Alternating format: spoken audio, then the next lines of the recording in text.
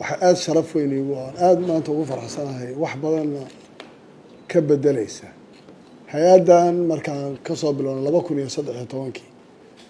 قابك عن كو أساسنا أو ها مركز ديك تشوتشين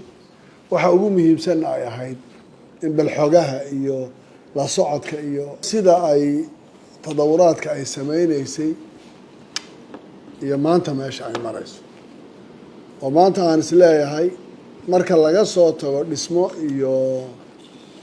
tiknoolajiyad iyo wax walba in geeska Afrika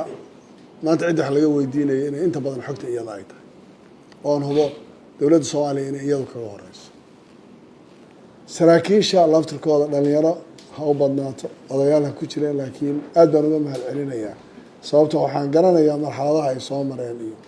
sideedabada guud ahaan iyadoo ciidanka Jubbaland uu mudan yahay mahadcelin ay mudan yihiin wax dhaqan ka duwan dhaqanka ciidamada kale jira oo dhan oo ama dishibliinka ha noqoto ama sabirka ha noqoto ama duruufta ay u dulqaadanayaan ha noqoto ay kaga bedelan yihiin haddana kama soo hada ciidanku mar walba hoggaankiisa sida uu yahay isla waan dhisaynaa hay'adda kama hakranayno iyadii ciidanka kalaba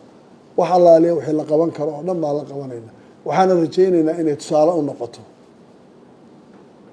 Soomaaliya marka taas waxay la tahay waa inaad qaadataan aad ogaataan aad baan idinka mahadcelinayaa mar labaad iyo mar saddexaad shaqo wanaagsan baan idiin rajaynayaa